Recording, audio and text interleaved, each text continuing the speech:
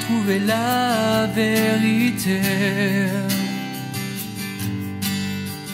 dans ce monde qui veut tout oublier.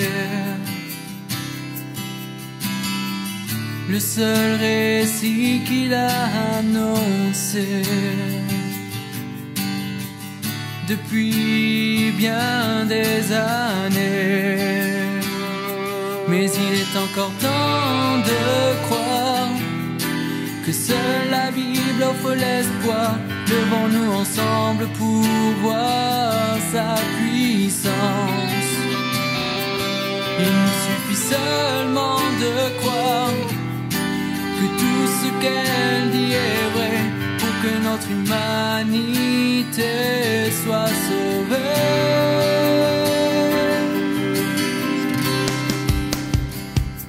Car elle seule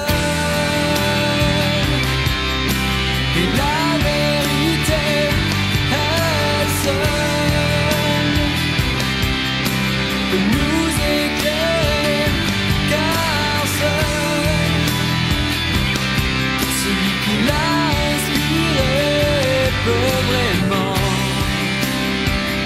nous libérer. Bonjour à tous.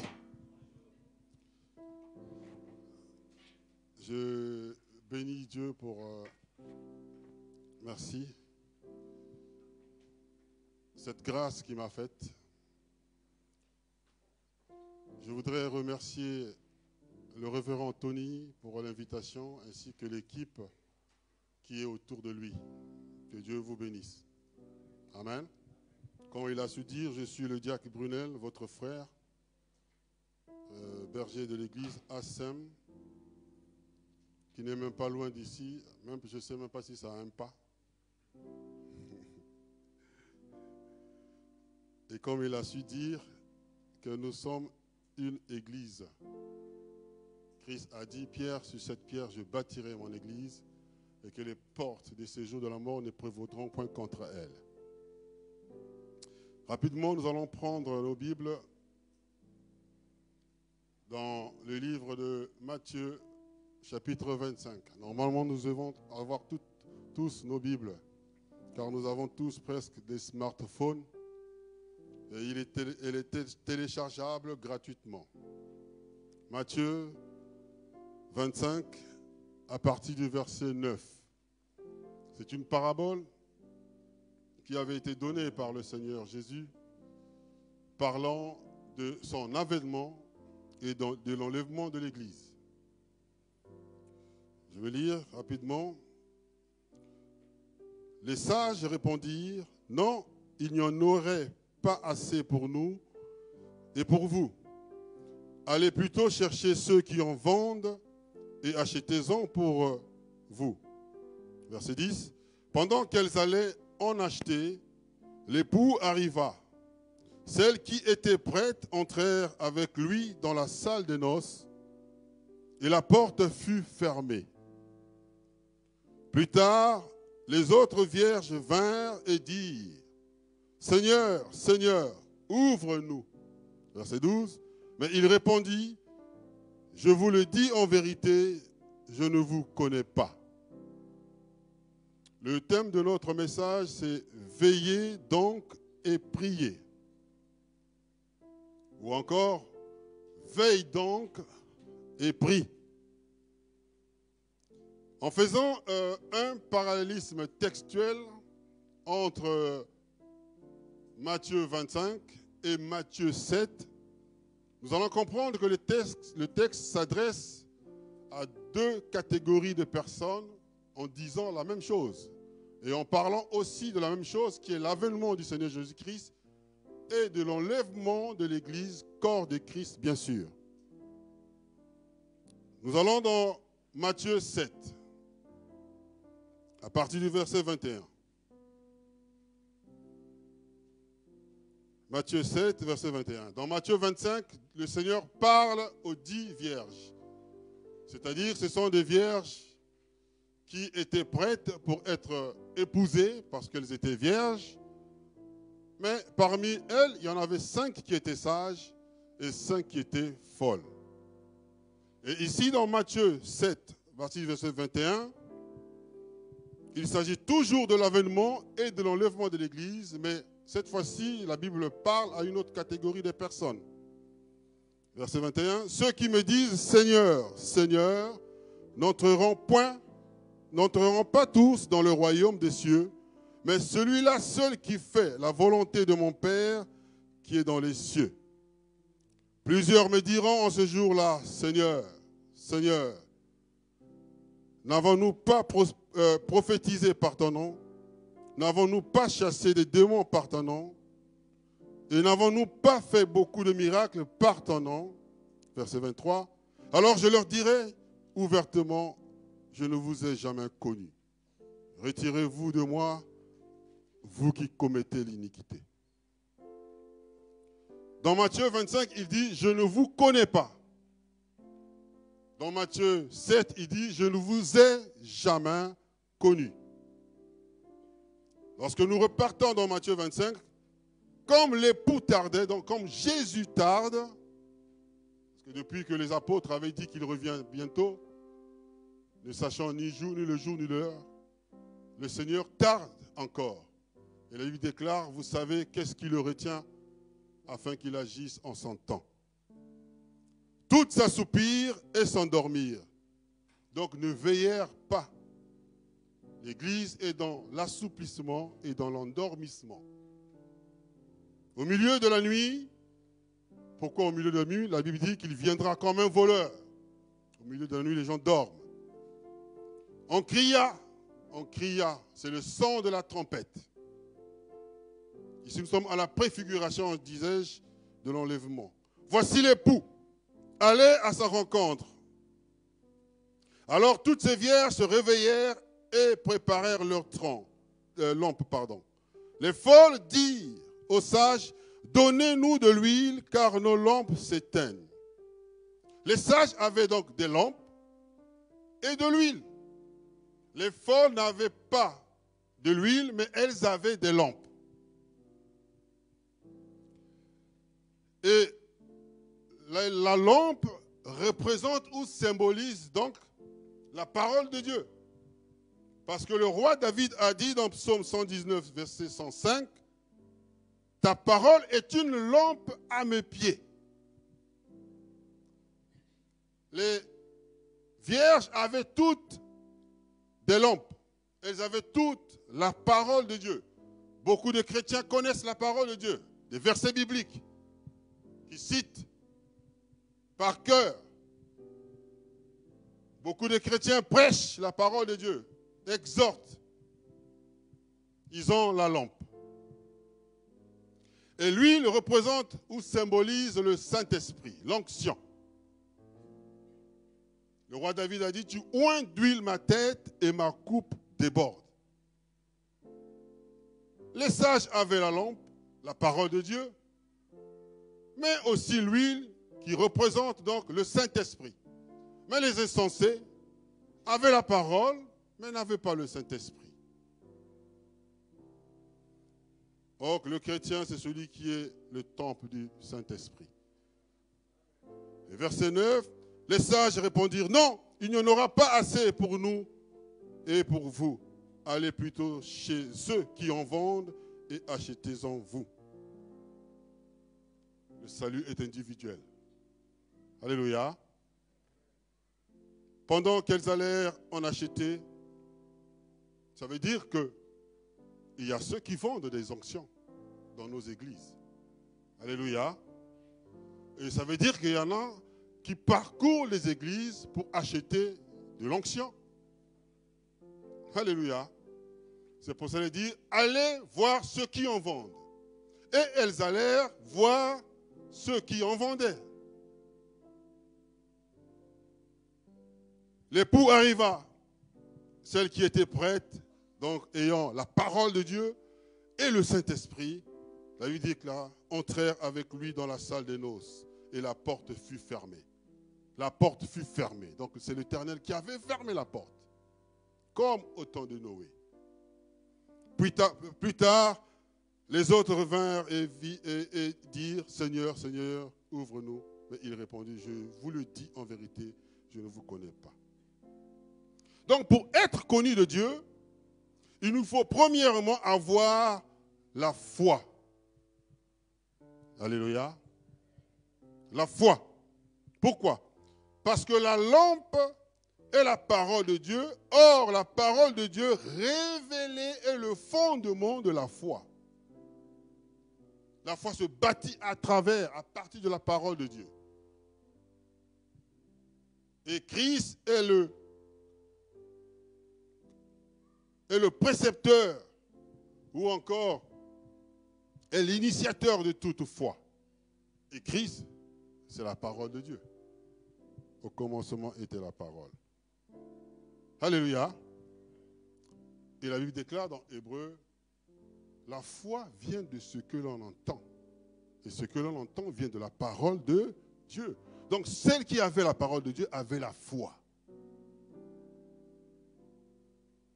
Luc 18, verset 8 dit, je vous le dis, il leur fera promptement justice. Mais lorsque ou quand le Fils de l'homme viendra, trouvera-t-il la foi sur terre? La Bible déclare, quand Christ viendra pour son avènement, trouvera-t-il la foi sur terre? Pas que les gens qui sont en train de jeûner, de prier en langue, de veiller, de prêcher. Mais la Bible demande si elle trouvera la foi. La foi, c'est la condition sine qua non pour être enlevée. Parce que la femme qui sera en train d'accoucher n'aura pas le temps de prier, mais elle aura la foi, elle sera enlevée. Alléluia. Celui qui sera sur le lit d'hôpital, en soins intensifs, n'aura pas le temps de prier, mais comme il aura la foi, il sera enlevé. Et la foi se bâtit à travers la parole de Dieu. Cherchez à vous intéresser à la connaissance de la parole de Dieu plus que toute autre chose. Deuxièmement, il faut avoir le Saint-Esprit. Donc, être le temple du Saint-Esprit. C'est l'Esprit qui nous connectera au son de la trompette. Parce que l'Esprit ne meurt jamais. Alléluia. Et l'Esprit est plus vieux que votre corps. Car il a existé avant la fondation du monde. C'est pour ça que la Bible dit, même les morts en Christ ressusciteront. Parce que leur esprit existera encore. Nombreux sont dans nos églises appelés chrétiens, connaissent la parole, prient, adorent, servent, mais ils ne sont pas réellement nés de nouveau. Pour Matthieu 7, ce ne sont pas des simples membres des églises appelés chrétiens, mais ceux qui sont ou qui se font serviteurs ou appelés serviteurs. Pasteurs, évangélistes, docteurs, prophètes, apôtres, diacres, anciens. Matthieu 7 parle de cela. Et nous allons comprendre pourquoi donc veiller et prier. Revenons donc dans Matthieu 7, verset 22. Plusieurs me diront ce jour-là, Seigneur, Seigneur, n'avons-nous pas prophétisé par ton nom? Soyons attentifs. La Bible déclare, ces serviteurs, ces chrétiens entre guillemets, dire, n'avons-nous pas prophétisé par ton nom? N'avons-nous pas chassé les démons par ton nom? Et n'avons-nous pas fait beaucoup de miracles par ton nom? C'est beaucoup de choses. C'est ce que nous voyons dans nos églises, qui animent les églises. Des croisades, des stades remplis. Mais au verset 23, alors je leur dirai ouvertement, c'est le Seigneur qui parle à ceux qui travaillaient normalement pour eux, pour lui, qui faisaient des miracles, qui prophétisaient par son nom plutôt. Le Seigneur dit, je ne vous ai jamais connus. Ici c'est au passé composé.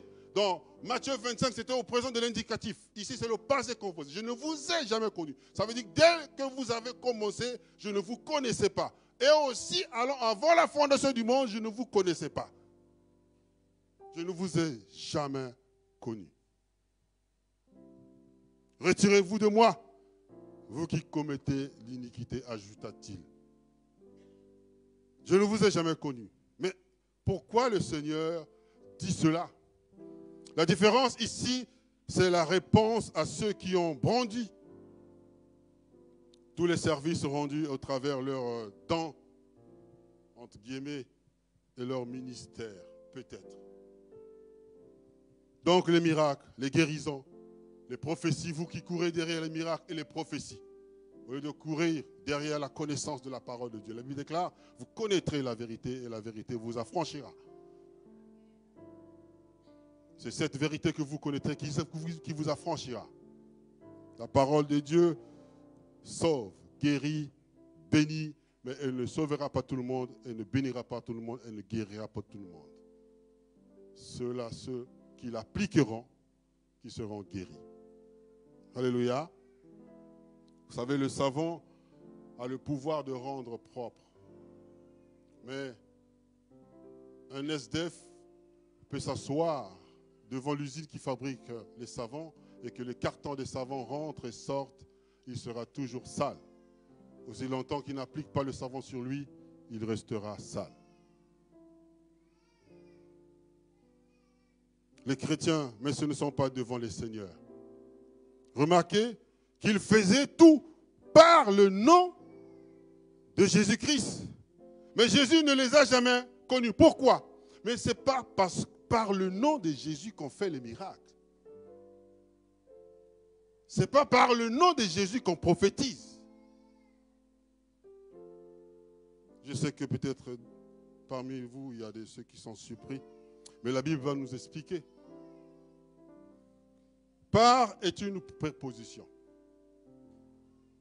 qui signifie à travers, qui signifie au moyen. Ça veut dire que ces serviteurs qui faisaient des miracles, qui prophétisaient par le nom de Christ, le faisaient au travers le nom de Christ, par le nom de Christ. Mais est-ce que c'est la formule que Dieu avait demandée? Est-ce ce que Christ avait dit? Matthieu 16, verset 17, la Bible déclare, « Voici les miracles qui accompagneront ceux qui auront cru en mon nom, pas par mon nom. Ils chasseront les démons et parleront de nouvelles langues. » Alléluia. Et en, est une préposition qui marque la position à l'intérieur d'un espace, d'un temps ou d'un état qui est Christ. Alléluia. Mais eux, ils le faisaient par le nom de Christ. Or, il faut faire en nom de Christ. En mon nom. Croire en Dieu est différent de croire par Dieu. Jean 14, 13 dit, en tout ce que vous demanderez en mon nom. Alléluia. En mon nom. Pas par mon nom. Il déclare que dans les derniers temps viendront des faux Christ. Ça veut dire que des faux oints. Christ représente l'onction. Ils feront même des miracles que le Seigneur n'a pas fait. Nous voyons dans nos églises des gens en train de sortir des lézards, des serpents dans les ventres des femmes. Ce que même le Christ n'avait pas fait. Mais ces gens le font par. Alléluia. Et lorsque nous revenons dans Matthieu 7, verset 3, alors je leur dirai ouvertement, je ne vous ai jamais connu, même depuis le jour où vous avez commencé à faire ces miracles, au travers mon nom. Pas en mon nom. Parce que tout doit être en Christ. Lorsque nous naissons en Christ.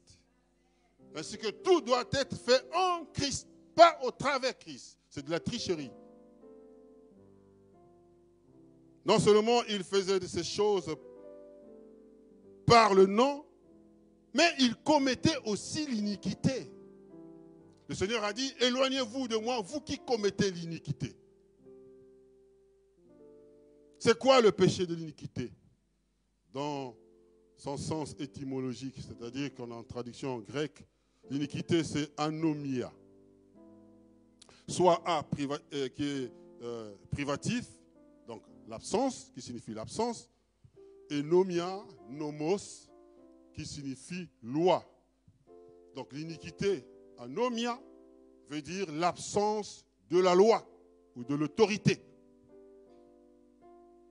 Ainsi, Christ disait, vous qui commettez l'iniquité, vous qui servez sans autorisation divine, hors du contexte de la loi, de la recommandation.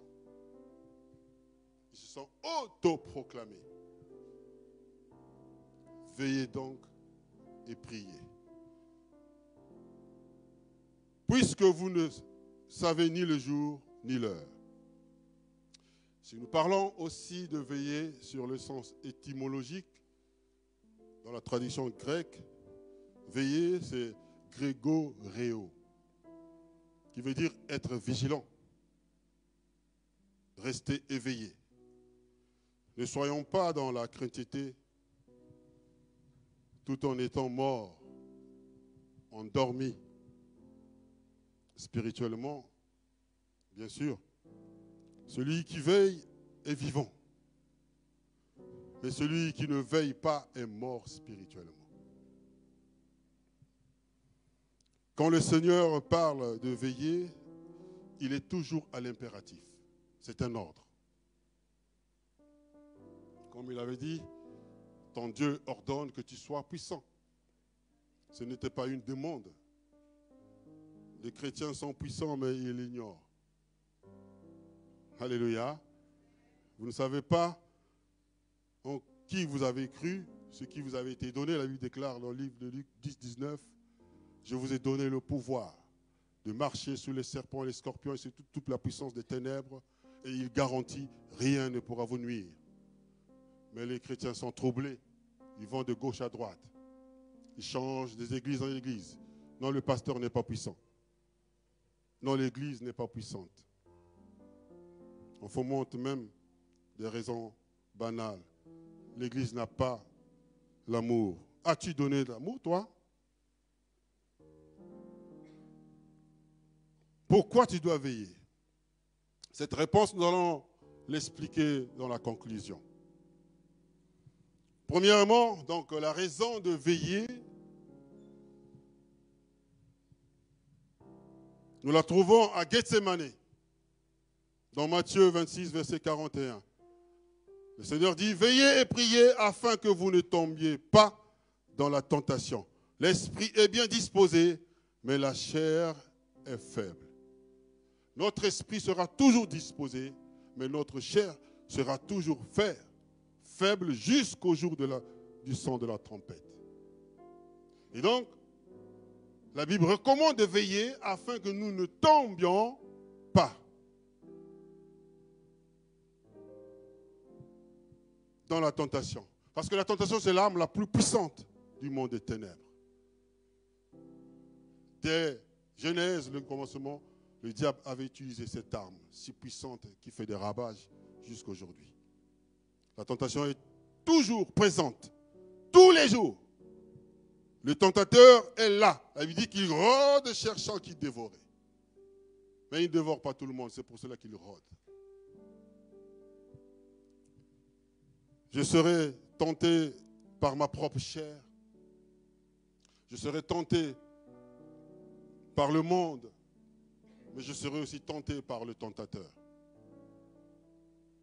La faiblesse de la chair me pousse donc à veiller tous les jours. Deuxième raison, Luc 21, verset 36. La Bible déclare, veillez donc et priez en tout temps. La première raison, afin que vous ne tombiez pas. La deuxième raison, veillez et priez en tout temps, afin que vous ayez la force d'échapper à toutes ces choses qui arriveront et de paraître debout devant le Fils de l'homme. Donc ces choses arriveront. C'est une prophétie, c'est une parole dite par le Seigneur et qui ne change pas, elle est à perpétuité. Ces choses arriveront. Je m'étonne que les gens commencent à dire que c'est la fin du monde parce qu'il y a le Covid-19, etc. Mais ces choses doivent arriver. C'est la prophétie de Daniel révélée dans Jean, dans l'Apocalypse. Ces choses devront arriver. Mais il est difficile pour nous de rendre gloire à Dieu lorsque ces choses arrivent. Mais ils devront arriver. Parce que le monde des ténèbres, le Satan, est un instrument de Dieu pour faire valoir sa gloire. Christ, souvenez-vous, avait choisi celui qui devait le trahir. C'était pour accomplir le plan de la rédemption. C'est pour cela qu'il déclare que Dieu a tout fait pour un but, même le fils de la perdition. Troisième raison, 1 Pierre 5, verset 8. Il me reste combien de minutes? 1 Pierre 8, 5, verset 8. Soyez sobres, veillez, votre adversaire, le diable, on explique, rôde comme un lion rugissant. La Bible déclare comme un lion rugissant. Mais vous et moi, nous savons qu'il y a un lion qui s'appelle le lion de la tribu de Juda. Curieusement, lorsque ce lion qui rugit, ou cette personne qui rugit comme un lion, nous sommes paniqués, nous sommes désaxés, nous sommes perdus. Cherchons qui il dévorera. Rôdez tout autour de l'enclos de la bergerie pour dévorer celui qui n'est pas éveillé. Mais heureusement, notre Dieu est le Dieu d'amour. L'amour, ce n'est pas un caractère pour lui, mais c'est sa nature. Il tire son existence de l'amour. C'est pour cela que son amour est inconditionnel. C'est un amour agapao. C'est pour cela lorsque même une brebis sera sortie de l'enclos par accident, par volonté ou par ignorance, Christ déclare qu'il laissera les 99 brebis dans l'enclos et ira chercher celle qui est perdue pour la ramener à la bergerie, comme l'enfant prodigue qui était revenu. Veillez donc à vos oreilles, à votre langue, à vos pieds. Veillez aux collaborateurs, aux amis. Les chrétiens me disent, partout là où les plans de mes pieds fouleront, je les prends en possession. Vous ne prenez qu'en possession là où les plans de vos pieds foulent en esprit. Vous n'allez pas rentrer chez le pasteur Tony et dire, je prends en possession ce lieu. Ça ne vous appartient pas. Quatrième raison. 1 Thessaloniciens 5, verset 2. Car vous savez bien, vous-même, que le jour du Seigneur viendra comme un voleur la nuit. Alléluia. Nous devons veiller et prier parce que nous ne connaissons ni le jour ni l'heure. Les signes nous ont été donnés. Mais nous ne connaissons ni le jour, ni l'heure. C'est pour cela que nous devons veiller et prier. Matthieu 26, verset 41 dit, veiller et prier. Vous voyez qu'il y a une conjonction de coordination entre veiller et prier. C'est jamais l'un sans l'autre. Veiller et prier. Conjonction de coordination. On ne peut pas dissocier la veillée à la prière.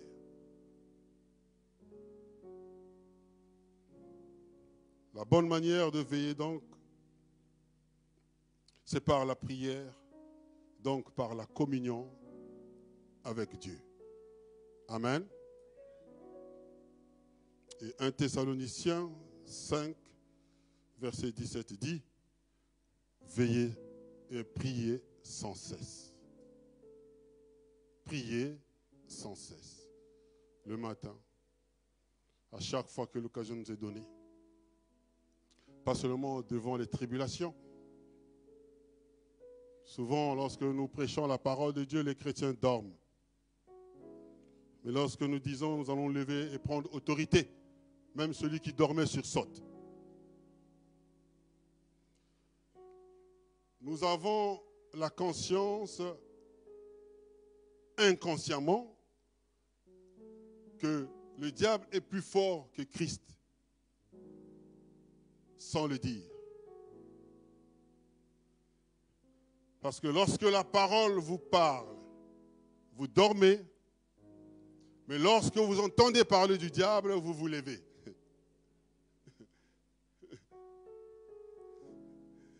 Pour vous, la présence du diable est plus forte que la parole de Dieu.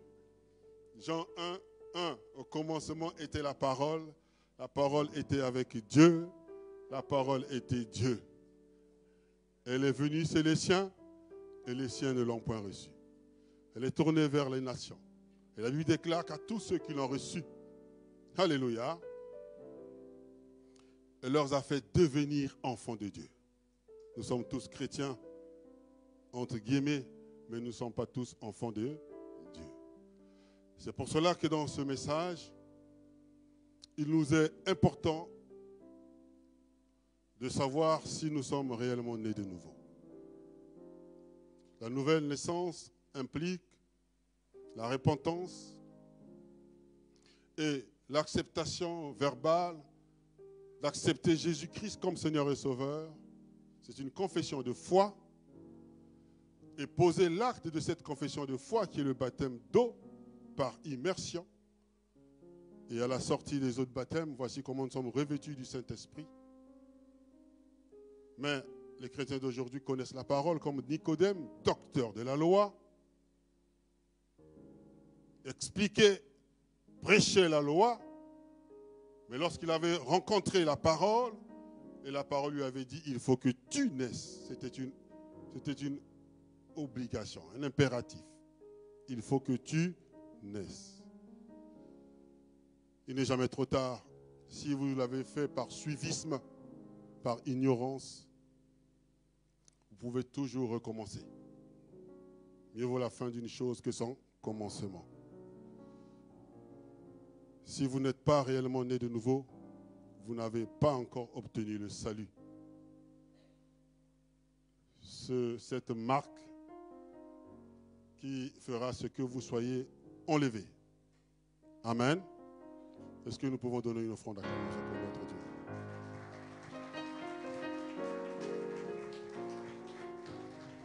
Merci.